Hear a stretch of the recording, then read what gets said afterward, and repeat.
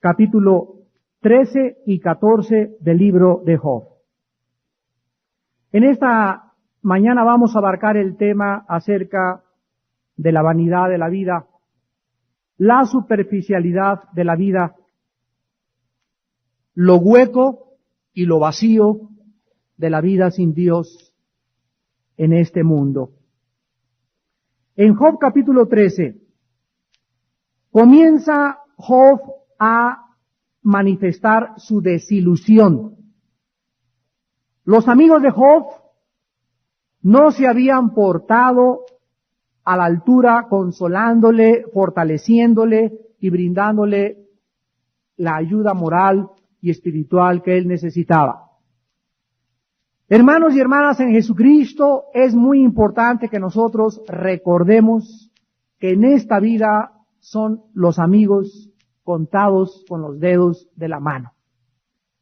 En esta vida vamos a sufrir todos grandes desilusiones, frustraciones, decepciones y traiciones de parte de las personas y muchas veces de los más cerca a nosotros. Dios, en su soberanía, ha permitido y seguirá permitiendo este tipo de traiciones y desilusiones con un solo propósito, para que en el momento que tú te desilusiones de una persona, de tu novio, de tu novia, tu esposo, tu esposa, tu mamá, tu papá, tu pastor, el papa o como le quieras llamar, en ese momento, en tu corazón, salga lo que realmente debe de haber. Que la desilusión y la traición nos acerque a Dios.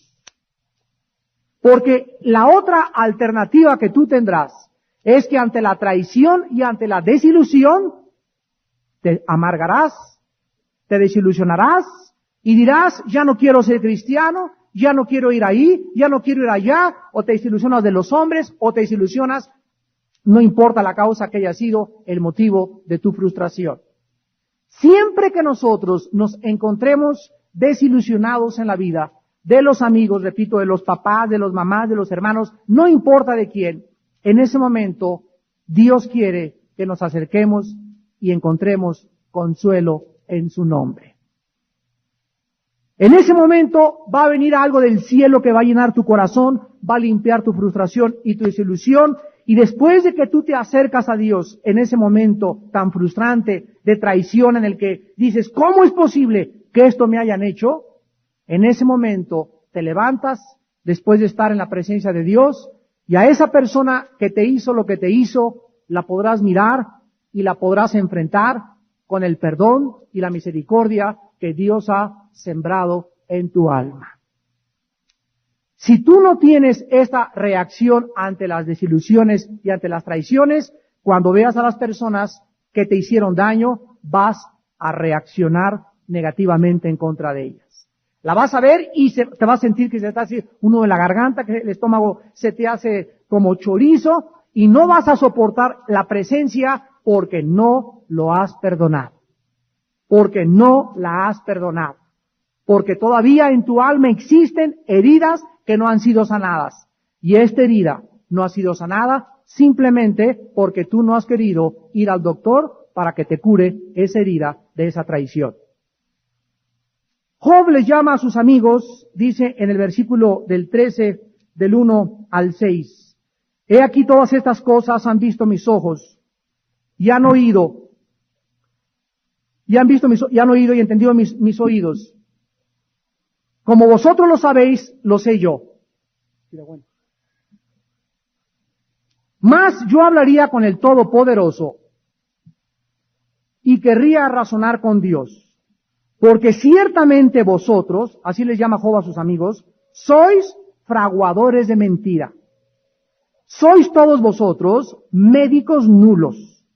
Ojalá callareis por completo porque esto os fuera sabiduría. Oíd ahora mi razonamiento y estad atentos a los argumentos de mis labios. ¿Hablaréis iniquidad por Dios? ¿Hablaréis por el engaño? ¿Haréis acepción de personas a su favor? ¿Contenderéis vosotros por Dios? ¿Sería bueno que Él os escudriñase? ¿Os burlaréis de él como quien se burla de algún hombre? Job les llama a sus amigos fraguadores de mentiras, médicos nulos. Y tenemos que entender la primera lección en esta mañana.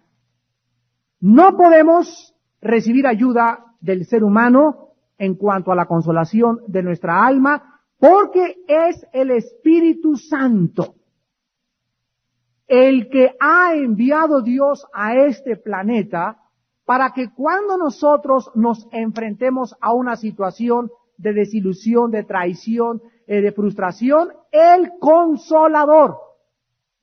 Dios no le llama consolador a Pepe o al psiquiatra o al psicólogo o a tu suegra o a tu primo. Dios le llama el Consolador al Espíritu Santo. Y cuando Él venga, Jesucristo prometió en Juan 14 y en Juan 16, Él nos llenaría de paz, Él nos consolaría, Él nos sanaría, Él se encargaría del problema y la enfermedad del alma que solo Él, el gran médico, puede sanar.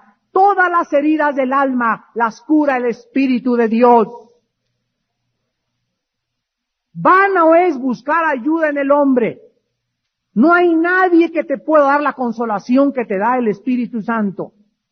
Y es por eso que Dios permite que seamos traicionados, desilusionados, frustrados y engañados. ¿Para qué? Para que en ese momento, en lugar de amargarnos y entristecernos o enojarnos, nos volteemos y le digamos, Señor, consuélame con esa consolación que solo puede venir de tu Santo Espíritu. La segunda lección es que nosotros, si vamos a querer ayudar a alguien en esta vida, si vamos a querer nosotros poder realmente levantar a alguien que está tirado, no podemos nunca hacer juicios superficiales. Un doctor carecería de la ética elemental profesional si llegara un paciente y le dijera el doctor, vea rápido a que te pongan esta inyección sin antes haberle hecho análisis de orina, análisis de sangre, etcétera, etcétera. El doctor necesita un cuadro para poder tener un diagnóstico adecuado y correcto, porque si se precipita en el diagnóstico, puede inyectarle algo o darle una medicina engañado por un cuadro que a lo mejor otra enfermedad similar presenta el mismo cuadro, pero por su falta de meticulosidad y por su falta de investigación y de profesionalismo y ética profesional, se precipita y a lo mejor acaba enterrando a ese fulano. Así es la ayuda espiritual. Cuando nosotros oímos algo de alguien, no podemos precipitarnos a juzgar a esa persona. Oye, que supiste que fulanito, que fulanita, y comienza la mente humana a hacerse juicios, y ya lo sentenciamos a muerte, y no merece esto, y no merece aquello, bla, bla, bla, bla, bla, sin tener el conocimiento y la data, la información para poder hacer una evaluación, y eso si a nosotros nos compete hacerlo. En Juan 7:24, Cristo dijo, no juzguéis según las apariencias. Y el apóstol Santiago dice en el capítulo 2, versículo 13 de su carta, que es muy importante, el juicio sin misericordia se hará con el que no haga misericordia, y la misericordia triunfa sobre el juicio. Así pues, antes de que nosotros sentenciemos a alguna persona, es necesario, es imprescindible que podamos tener compasión y misericordia. En Gálatas 6 dice la Biblia que nosotros, antes de juzgar a una persona, los que son espirituales, considérate a sí mismo y después puedes ayudar a esa persona.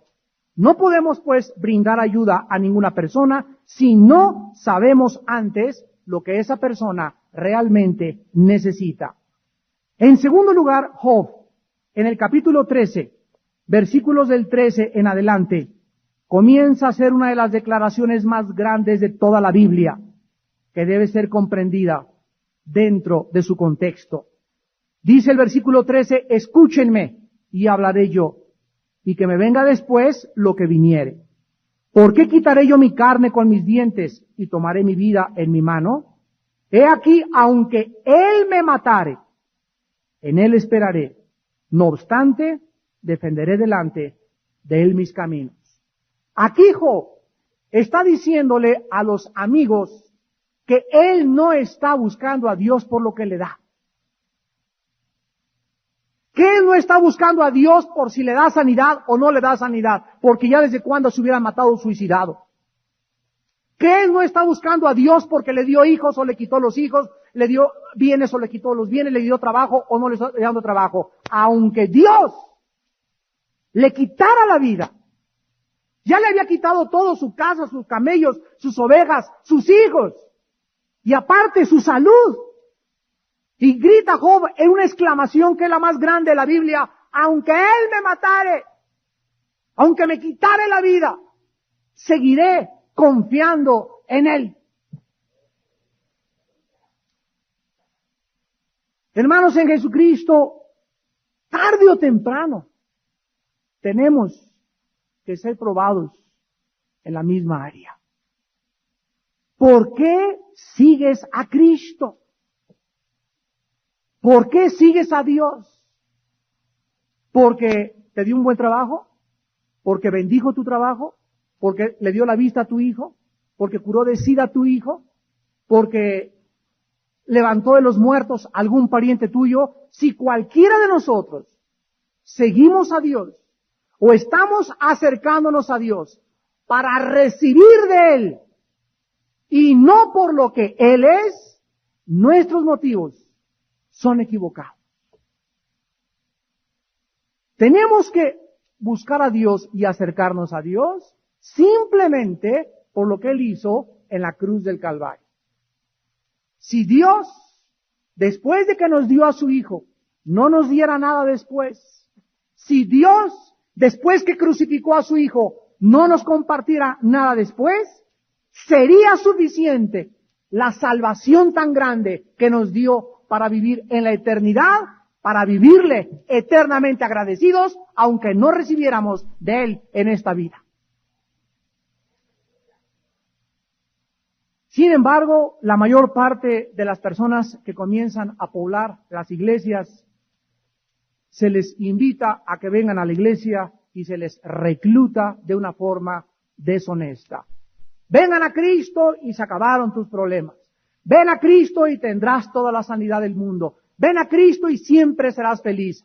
Este no es el Evangelio. Jesucristo dijo: ven a mí y cuando vengas te voy a dar frijoles, dijo. Te voy a mandar en un yate por el Caribe, eso dijo. Te voy a dar siempre un traje para que nunca nadie te toque y para que seas el príncipe de Gales. Cristo dijo: vengan a mí y los que quieran venir a mí, yo tengo algo que darles. Les voy a dar una cruz. Y si tú aceptas esa cruz, pero dice Cristo, antes de que tú puedas aceptar mi cruz, tienes que negarte a ti mismo. O sea, tengo que entender que voy a seguir a Jesucristo y ya mi ego, mis logros, mis metas, todos mis planes que yo había hecho en la vida, los pongo en la cruz del Calvario, los pongo en el monte Gólgota y de ahí en adelante le digo: estoy muerto, crucificado contigo, me clavo contigo en esa cruz y cuando tú me resucites, Señor Jesucristo, a una vida nueva, estoy resucitado para vivir la vida que tú quieres que yo viva, para hacer lo que tú quieres que yo sea, para que tú seas mi Señor y para que tú seas mi Salvador. Tú no puedes venir a Jesucristo con tus planes y con tus metas y quiero ser esto y quiero ser famoso y quiero tener poder y quiero ser predicador y quiero ser misionero. Nadie le dice a Dios qué es lo que quiere ser. Él es el que te dice para qué cosa te llamó. Dice Jeremías 10:23, el hombre no es señor de su camino, ni del hombre que camina es el ordenar sus pasos. Yo no escojo los dones, yo no escojo hablar en lengua, yo no escojo profecía, yo no escojo ser predicador, yo no escojo ser ingeniero, yo no escojo ser misionero, yo no escojo dónde vivir, yo no escojo qué casa rentar. Todo, absolutamente todo, viene de la mano de Dios. Y si tú quieres entrar en esta voluntad, en este plan, en esta tranquilidad, porque siempre cuando entras a la voluntad de Dios, viene esa paz de Dios, viene a tu vida la bendición. Hace algunos años, yo recuerdo cuando una hermana casada con un misionero español estaban en Marruecos trabajando con los musulmanes. Y esta hermana, pues no se imaginan ustedes cómo se convirtió en la cruz de su esposo. Porque llovía y llueve. Y hacía calor y hace calor. Y los musulmanes tienen todos caras muy feas. Y el clima está muy feo. Y la comida está muy fea. Y la casa está muy fea. Y no tenemos dinero. Y todo era quejarse, murmurar y murmurar. Este hermano misionero no soportó más que 1 año. ¿Quién va a poder aguantar una gotera continua de lluvia, verdad? Como una esposa que está dale con cuchillito de palo. Se regresaron aquí a México y dijo la esposa, no, México qué diferente, etcétera, etcétera. Pues comenzó que hace mucho smog, que hace mucho tráfico, que hace mucho calor, que la gente en México ya me robaron la bolsa, no voy a ir al mercado porque ya me roban todo lo que tengo. Y comenzó a quejarse. Total que la esposa le vino cáncer. Y comenzó a ser desahuciada por los médicos, todo el sistema linfático fue invadido por el cáncer, y cuando estaba en el hospital de oncología aquí en México, ahí en una crisis, dice ella que se le apareció un ángel en el cuarto, y que le dijo el ángel en el cuarto, quiero darte la segunda oportunidad de parte del Dios del cielo. ¿Aceptas vivir y someterte con tu esposo? No importan los peligros, las inundaciones, el fuego, la lluvia, los musulmanes o lo que sea, pero con paz. ¿O te vienes a casa antes de tiempo? Pero una cosa le dijo el ángel, no voy a permitir que siga siendo tropiezo en la vida de tu esposo. Porque tu esposo es un hombre consagrado y el Dios de los cielos lo necesita. Así que escogen esta misma noche. Ella amaneció en la madrugada, bañada en lágrimas, le mandó a hablar a su esposo, le pidió perdón a su esposo. Ellos no eran carismáticos, no creían en la sanidad, ni que se reprendiera el espíritu de cáncer, y llegaron los hermanos a orar por ella. A los 3 días desapareció el cáncer linfático. Pero así una cosa milagrosa.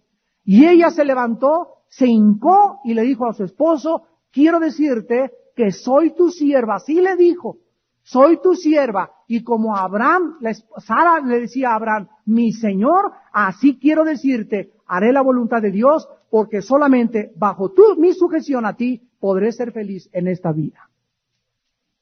Vean, hermanos, cómo la Biblia nos corrobora y nos confirma la voluntad de Dios. Una mujer, les decía ayer en el desayuno en Toluca sobre la crisis familiar, una mujer no puede salirse de la autoridad del esposo porque sufre. ¡Sufres! Dios te diseñó para estar debajo de tu esposo, para estar bajo la autoridad de tu esposo. No te rebeles a la autoridad de tu esposo, porque vas a sufrir más.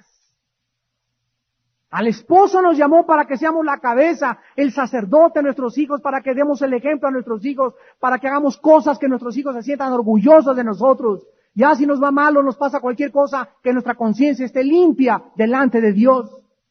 Pero cuando uno hace la voluntad de Dios y acepta la voluntad de Dios, viene la bendición de Dios. No es la felicidad vivir bajo un clima con aire acondicionado y con la mejor casa, porque si tú tienes estas condiciones atmosféricas, climatológicas y sociales que son perfectas, tienes casa con aire acondicionado, vives en las lomas de Chapultepec, tienes 3 Mercedes en el garage, pero tú no tienes la bendición de Dios, no puedes ser feliz. Y si tú vives en Nezahualcóyotl y en Tepito, en un jacal, con petates y con frijoles, con la mano de Dios, eres más feliz que cualquier persona viviendo en las lomas de Chapultepec. El secreto de la felicidad no es ni está alrededor de nosotros. El secreto de la felicidad está en estar en el centro de la voluntad de Dios. Veamos en el libro de Eclesiastés, allá a la vuelta de Job. Sigue Salmos, Proverbios y después Eclesiastés. Que estas verdades que descubrió Job en el capítulo 14 sobre la vanidad de la vida se nos describe de una forma maravillosa, porque dice aquí en el libro de Eclesiastés el rey Salomón en el capítulo 1, versículo 13 y 14, di a mi corazón a inquirir y a buscar sabiduría sobre todo lo que se hace debajo del cielo. Este penoso trabajo dio Dios a los hijos de los hombres para que se ocupen en él. Miré todas las obras, el PRI, el PRD, Pemex, la compañía Goodrich-Euskadi, las Naciones Unidas. Cuando dice todas las obras significa todo lo que el hombre ha alcanzado, fui a Cabo Cañaveral, dice Salomón, vi Epcot Center, vi Disneylandia, vi el Palacio de Buckingham en Londres, vi el Palacio del Príncipe de Gales, conocí a la princesa Diana, vi todas las cosas que el hombre puede hacer y jactarse en ellas. Y he aquí, todo ello es vanidad y aflicción de espíritu. Hermanos en Jesucristo, la Biblia dice que debajo del sol, Eclesiastés es un libro que nos habla de las cosas debajo del sol y las que están arriba del sol. Debajo del sol, que es el planeta Tierra, todo lo que se hace debajo del sol, todo lo que se busca debajo del sol, todo lo que no incluye a Dios, carece de significado y de propósito para vivir. Si alguna persona debajo del sol, que somos los seres humanos, queremos encontrar en esta tierra la satisfacción en hacerme un hombre, en llegar a tener 3 doctorados, en llegar a ser como Yuri, en llegar a ser Miss Universo, en llegar a ser como Luis Miguel, como Michael Jackson, en querer llegar a la cúspide del triunfo y la prosperidad económica, en llegar a ser el hombre que mandó el cohete a la luna, etcétera, etcétera. Cualquiera en esta vida que quiera alcanzar la cima, llegar a la cumbre del éxito, del aplauso y de la popularidad sin Dios, en el momento que llegues a la cumbre, comienzas a autodestruirte. Y comienza el descenso. Y el descenso es más rápido que el ascenso. Porque en la cumbre, el único que nos puede mantener equilibrados emocionalmente es el Espíritu Santo. ¿Por qué creen ustedes, señores sociólogos que nos visitan, que las personas se enferman con el poder? Pregúntense ustedes, también señores psicólogos, pregúntense, ¿por qué el ser humano no soporta el poder? Dice el dicho que a un indito tímido, así que todos no quieren ni entrar a la casa, ponle una cachucha de policía y una macana y le cambias la personalidad. Te macanea al que sea, porque en el momento que se siente el ser humano con autoridad, o dale una chapa de judicial, o de que tenga autoridad, y en ese momento les cambia la personalidad, agreden, son arbitrarios, atacan, etcétera, etcétera. ¿Por qué? Porque el hombre, cuando recibe la autoridad, fíjense si esto es con un policía, ¿qué será con un gobernante? ¿Qué será con un presidente? ¿Qué será con un rey? Se enferman, desde el indio hasta el noble, porque el ser humano es igual en su corazón, tanto los indígenas como los cultos y los letrados, los de raza negra o los de raza blanca, todos somos seres humanos y todos hemos sido destituidos de la gloria de Dios y todos somos pecadores. El ser humano tiene algo en su vida que cuando alcanza el éxito comienza a autodestruirse. Lo enferma el poder, lo enferma el dinero, lo enferma la popularidad, lo enferma todo, desconoce hasta la mamá llega a vender. ¿Por qué? Porque esta es la razón por la cual Dios nos dice, todo lo que se hace debajo del sol es vanidad de vanidades. Ahora bien, así como nosotros tenemos necesidad de comer, de trabajar y de dormir, Dios quiere que tú descubras que también hay una necesidad más grande que comer y dormir y vestirte. Y es descubrir y encontrar tú mismo, tú misma, el propósito y la razón por la cual naciste.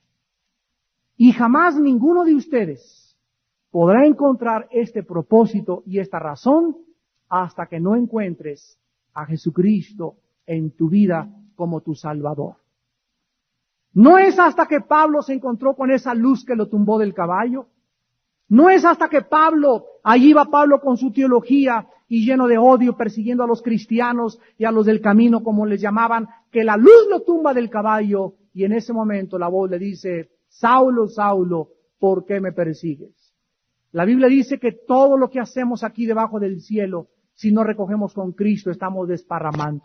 La Biblia dice que todo lo que hagamos aquí abajo, si no es por la voluntad de Dios, si no es para la gloria de Dios, si no es motivados por el Espíritu de Dios, es para nuestra propia gloria, para nuestro propio ego, y estamos indirectamente persiguiendo a Jesucristo.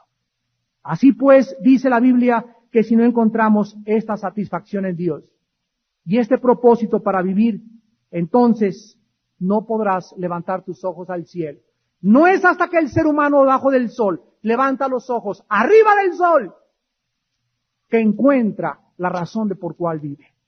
Mientras tus ojos estén aquí abajo, en el edificio, en el dinero, en el poder, en la popularidad, en la vanidad, es cuando vas a seguir vacío, frustrado, desilusionado, amargado. Es hasta que levante los ojos y le diga, Señor, ¿dónde estás ahí arriba? Si hay algo allá arriba mejor que aquí abajo en la tierra, envíamelo y dámelo. Y eso que Dios nos envió desde allá arriba, aquí abajo, fue el regalo de Jesucristo. Nos envió a su Hijo Jesucristo. Desde arriba, aquí bajó y se enlodó con nosotros y fue pisoteado por nosotros y le pusimos mugre y le crucificamos y le pusimos clavos en la cruz del Calvario. ¿Y todo para qué? Para que desde arriba Él supiera que nosotros somos pecadores y que nosotros supiéramos que Él es el Santo de Dios. Hermanos en Jesucristo, si una persona ha investigado todo en la vida y no encontró nada de valor, esa persona necesita entender que lo que está encontrando se encuentra en el mundo invisible. ¿Por qué creen ustedes que hay brujos? ¿Por qué creen ustedes que hay tanto parapsicólogo y tanta persona buscando la bola de cristal, la nueva era, en las pirámides de Teotihuacán? Porque todas estas gentes están buscando ¿qué cosa? Algo que trascienda. La palabra metafísica significa más allá de la física. Meta es más allá en el griego. Todas las gentes buscan algo más allá de este mundo, en la brujería, en la nueva era, allá los ovnis, pues todo el mundo está esperando a los marcianos porque queremos algo que supere a esta tierra, que nos dé una sorpresa que no esté en este mundo, porque todos los seres humanos hemos llegado a una conclusión: no hay nada en este mundo que nos pueda dar satisfacción. ¡Nada! Nos han desilusionado los gobiernos, nos ha desilusionado la religión, nos ha desilusionado la sociología, nos ha desilusionado la economía, nos ha desilusionado la psicología, la psiquiatría. Toda la ciencia de los seres humanos han fracasado. Nadie le ha podido dar al ser humano la respuesta de su propósito y de su razón para vivir. En Job capítulo 14 lo explica Job con estas palabras hace 6,000 años. El hombre nacido de mujer, corto de días y hastiado de sinsabores, sale como una flor y es cortado, huye como la sombra y no permanece. Sobre este abres tus ojos y me traes a juicio contigo. ¿Quién hará limpio lo inmundo? Nadie. Ciertamente tus días están determinados y el número de tus meses está cerca de ti. Le pusiste límites de los cuales no podrá pasar. No importa cuándo hayamos nacido, la profesión que tengamos, o nuestra edad, o nuestra cultura, o nuestra raza, todos los seres humanos tenemos algo en común. Tenemos solamente un tiempo para vivir. Solo tienes una oportunidad. Tú y yo. Y el día de tu muerte, que va a ser en el momento en que menos lo esperamos y en el momento en que menos lo piensas, se mueren bebés, se mueren de 5 años, se mueren de 10 años, se mueren jóvenes, te puedes morir de 20 años, te puedes morir de 25. Como no nadie sabe cuándo de morir, la Biblia dice, prepárate para encontrarte con tu Dios. Todos tenemos 24 horas al día, o sea, 86,400 segundos, que equivalen a 1,440 minutos, los cuales hacen 24 horas. Este tiempo que Dios te lo da entre las 5 de la mañana y las 6 de la tarde aproximadamente, porque de ahí brincas 8 horas al estado inconsciente que se llama el sueño. Y lo puedes gastar como tú quieras, pero jamás, nunca jamás de los jamases, recuperarás un solo segundo. Esto que yo estoy hablando ahorita a ustedes, ya lo que les dije ahorita hace 3 segundos, es el pasado. Lo que les acabo de decir ahorita ya es pasado. El presente está aquí. Cada vez que digo presente es pasado, porque ya pasó el segundo. Y ya no lo puedes jamás volver a recuperar. Este tiempo es irrecuperable y solo tenemos una vida, una sola vida para gastarla en lo que nosotros querramos. ¿Qué cosa es el tiempo? Pues es simplemente nada más un periodo de duración en el que suceden cosas. Estaremos dormidos o despiertos, conscientes o inconscientes. El tiempo es una duración o un periodo posible de medir. ¿Saben ustedes por qué es tan importante el tiempo?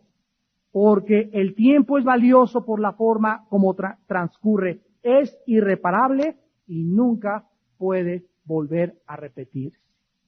Si tú cometes un pecado hace 1 hora, hace 2 horas, hace 10 horas, ese pecado que cometiste tendrá consecuencias adelante de tu vida. Lo que tú haces aquí, aquí lo recibes. Todo lo que mientes, lo recibes. Lo que engañas, lo recibes más adelante. Si adulteras, vas a recibir tu cosecha. Si fornicaste, vas a recibir tu cosecha. Siempre nosotros hacemos y lo que hicimos, hagan de cuenta que nos brinca en el tiempo y nos está esperando para bofetearnos la cara, para hacernos sufrir, porque nuestros pecados pasados se convierten en los látigos del futuro y lo que nos hace perder nuestra comunión con Dios en el presente. Por eso la Biblia dice, enséñanos a contar nuestros días de tal manera que traigamos sabiduría a nuestro corazón. Es inevitable recoger lo que tú has sembrado. Un presidente de cualquier país tiene solamente 6 años, nada más, para en ese momento sacar todo lo que él vale, expresar todo lo que él vale, dar todo lo que él tiene, comunicar todo lo que él ha aprendido, porque después de ese sexenio en adelante, todo lo que no hizo lo alcanzará. Todo lo que sembró lo recogerá. Todo lo que dejó hacer jamás lo podrá recuperar. Y la historia y Dios mismo le juzgará con un juicio sin misericordia. Cuando tú llegas a ser jefe de la policía del Estado de México como cristiano, cuando tú llegas a ser presidente municipal de Tlalnepantla como cristiano, acuérdate al sentarte en esa silla, como gobernador, como presidente, como jefe de tu compañía, como jefe del departamento de ventas, que ese puesto no dura. Vas a estar 3 años, 4 años, 5 años, 6 años a lo mejor. No duras, se acaba. Y lo que no hiciste, dice Dios, siervo infiel, te puse sobre mucho, te di la oportunidad de influir, te di la oportunidad de manifestar convicciones, de alcanzar con tu liderazgo y con tu integridad a millones de gentes, y sin embargo, la oportunidad de tu vida, que no te vuelve a venir en tu vida, la desperdiciaste. Cuando vivimos a la luz de la eternidad, no volvemos a desaprovechar oportunidades. No volvemos a perder el tiempo. No volvemos jamás a cometer los mismos errores. Porque los errores, vuelvo a repetir, no los podremos recuperar jamás. Cuando acabará el tiempo, estará siempre el tiempo con nosotros o va a terminar. Puesto que el ser humano inventó el reloj, no fue Dios el que inventó el reloj, fue el ser humano el que inventó el reloj. Es obvio, ¿verdad?, que el reloj no va a permanecer para siempre. Los planetas que fueron creados por Dios van a seguir siendo el cronómetro más importante y más perfecto jamás creados. Y cuando estos planetas se detengan, lo mismo sucederá con el tiempo. El día en que el tiempo ya no sea más. En Apocalipsis 10 dice la Biblia que Juan vio cuando el tiempo ya no era. Cuando se acabó las 24 horas, se acabaron los relojes, se acabaron los cronómetros, se acabó la medición solar, lunar en relación con la posición del planeta, etcétera, etcétera, y entramos a lo que se llama la eternidad. Por eso Dios se llama Yahweh, que significa el que es, el que era y el que será. Es el Dios del presente. Dios es el Dios de hoy. Dios te dice, si escuchas hoy su voz, no te endurezcas. Si hoy eres convencido de un pecado, arrepiéntete esta mañana. Nunca digas en tu vida, a las 3 me arrepiento. Nunca digas, mañana dejo a mi amante. La semana que entra, cuando se acabe el negocio, la venta de licor, me voy a dedicar a Dios. Nunca digas esto. ¿Por qué? Porque el tiempo no es tuyo y es Dios el que te dice, yo te llamo hoy a que dejes lo que tienes que dejar. El día de mañana no sabes tu vida qué será. Job acaba diciendo en el capítulo 14, en el versículo 7, si el árbol fuera cortado, aún queda esperanza de él. Retoña y sus renuevos no van a faltar. Si se envejeciera en la tierra su raíz y su tronco fuere muerto por el polvo, al percibir el agua reverdecerá y hará copa como planta nueva. Mas el hombre morirá y será cortado. Perecerá el hombre, ¿y dónde estará él? Como las aguas se van del mar y el río se agota y se seca, así el hombre yace y no vuelve a levantarse.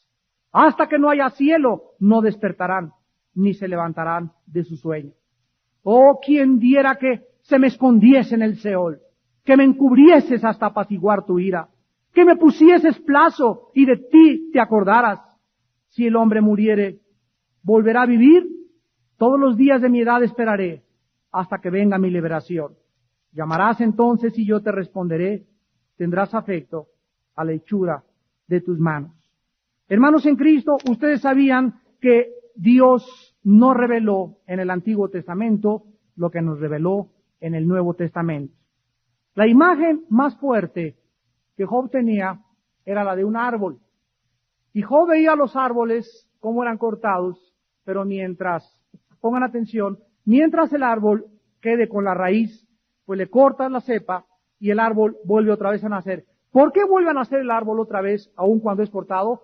Porque lo que sostiene al árbol no es el árbol, sino la raíz que obtiene la vida a través de ¿dónde? De la tierra.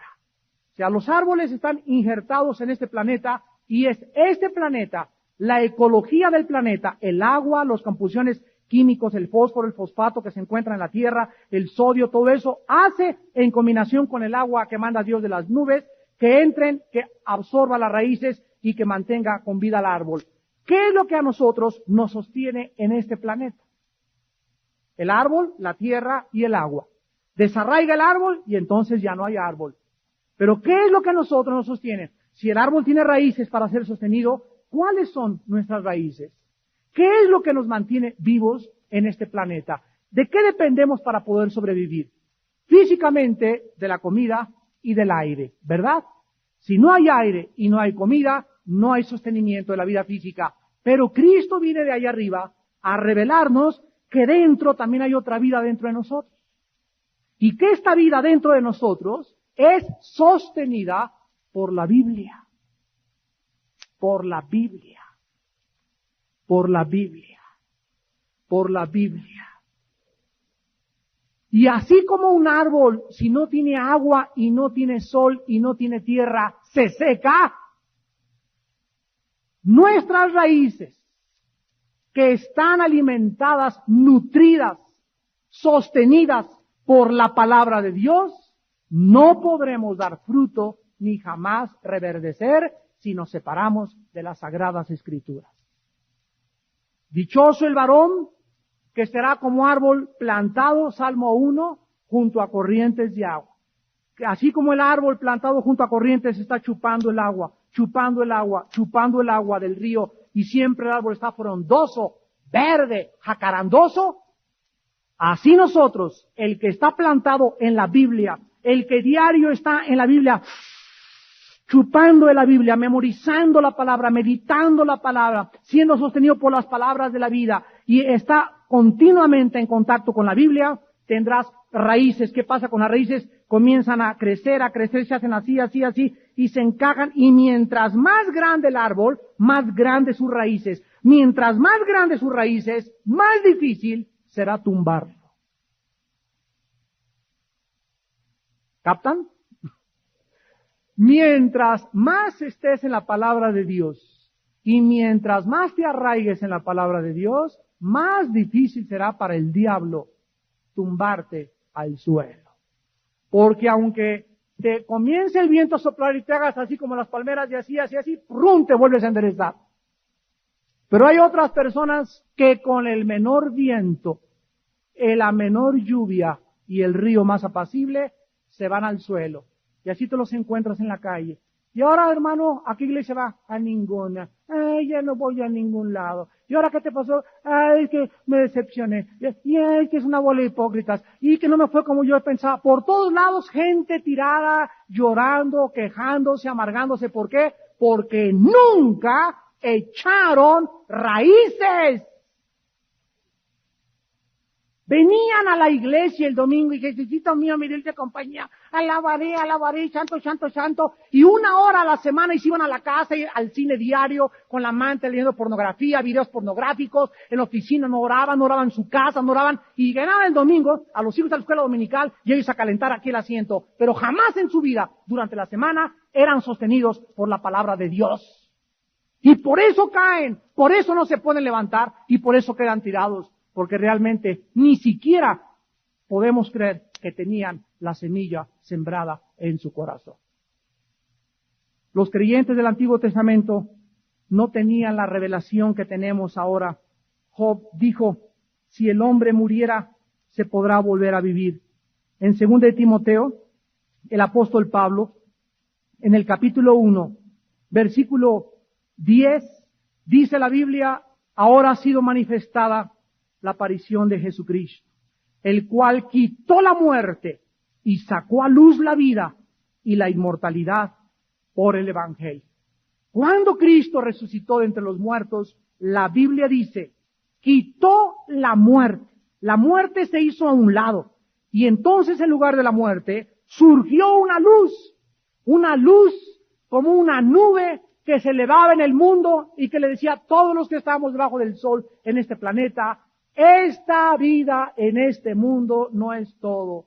Hay otra vida después de esta vida. Nos está esperando la eternidad. Allá está mucho mejor. No se preocupen por sufrir en esta vida. No se preocupen por ser perseguidos, por ser ultrajados, por ser calumniados. No se fijen en esas cosas. Allá, al otro lado del río, los está esperando el bendito Salvador. Sacó la luz con su resurrección, Cristo.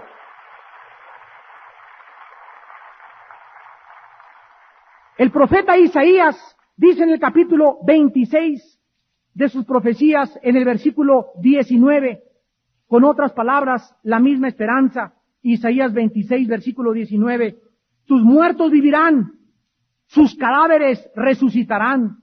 Despertad y cantad, moradores del polvo, porque tu rocío es rocío de hortalizas y la tierra dará sus muertos. Job no tenía ninguno de esos libros, no tenía Isaías, no tenía 2 de Timoteo, no tiene lo que nosotros tenemos, ni tampoco Job tenía morando en su corazón el Espíritu Santo. Si él, sin Isaías, sin las cartas de Timoteo, sin las promesas de Cristo, sin haber visto sus ojos al Salvador, fue sostenido, fue fortalecido y dijo, aunque Él me quite la vida, seguiré confiando en Él, cuánto más Dios a ti y a mí nos pedirá el día que pasemos revista con sus tropas para la batalla. ¿Cuánto más te pedirá a ti y a mí que nos dicen esta tarde, te he dado unos pocos días para vivir? Tú no sabes cuánto te queda, a lo mejor una semana o días.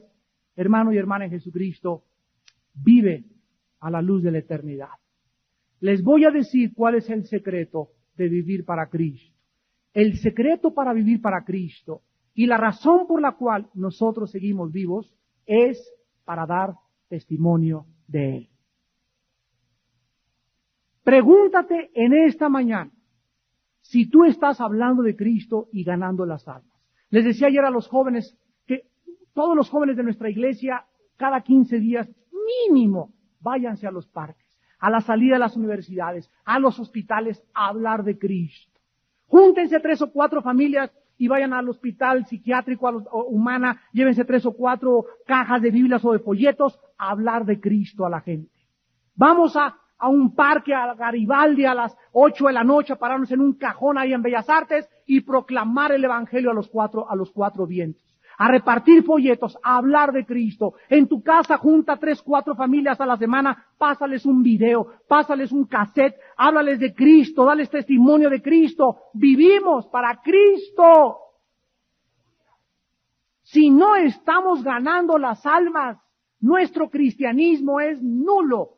no tiene ningún sentido, carece de la eternidad y de los cimientos y las convicciones que las Sagradas Escrituras nos ofrecen. Vivimos para dar testimonio de Jesucristo.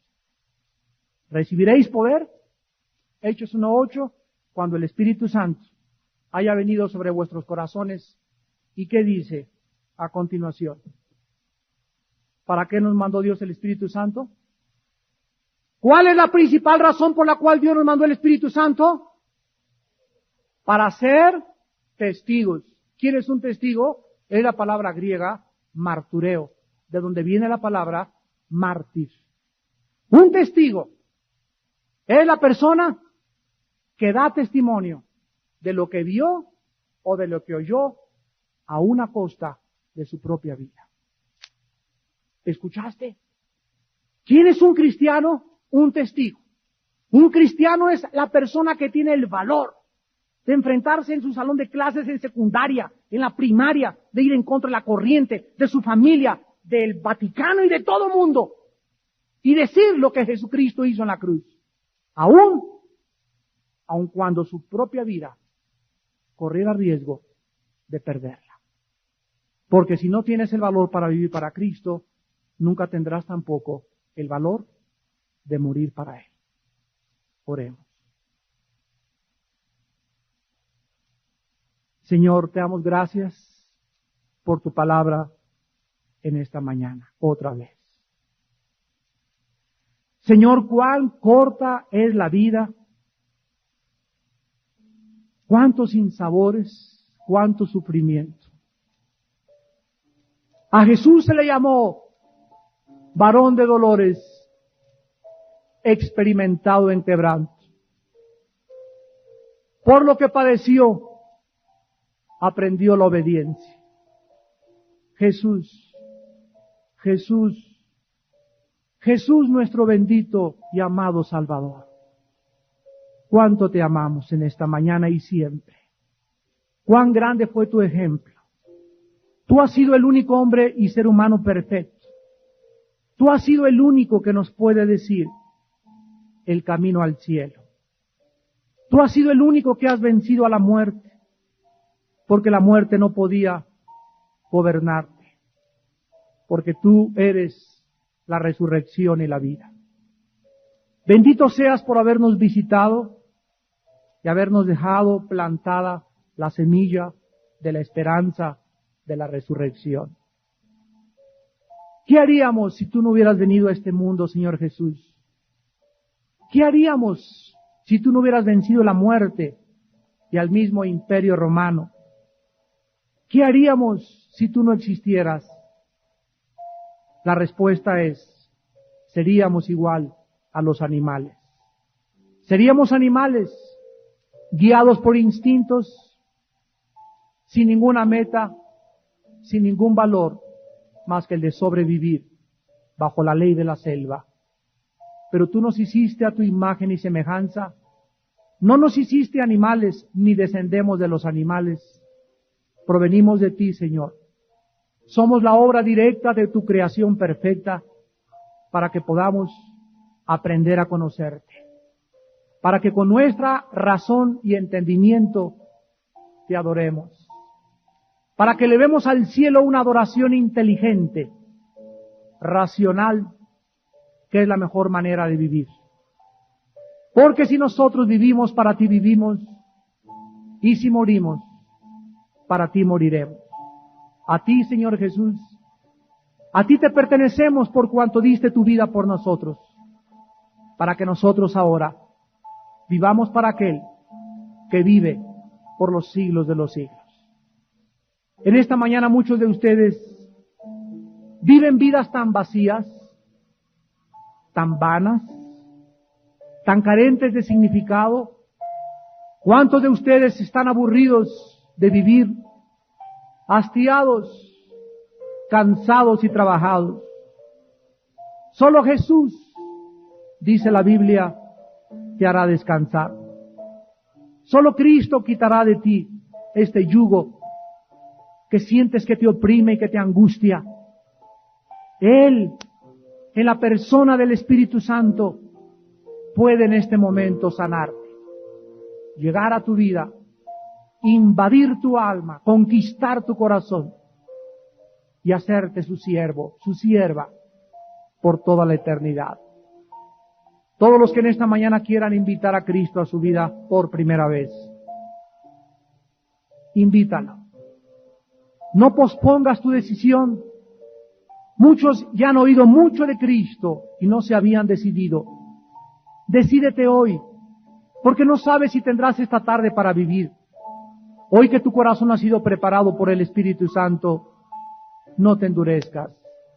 Ven a Él. Ven a Jesús. Ven a la cruz. Y ahí desde tu lugar, dile estas palabras. Señor mío y Dios mío, en realidad acepto que mi vida no tiene propósito. Me siento tan confundido, tan confundida. Estoy cansado de vagar. Estoy cansada de buscar. Si eres tú, Señor Jesús, la razón por la cual nací y por la cual debo vivir, te pido que perdones mis pecados.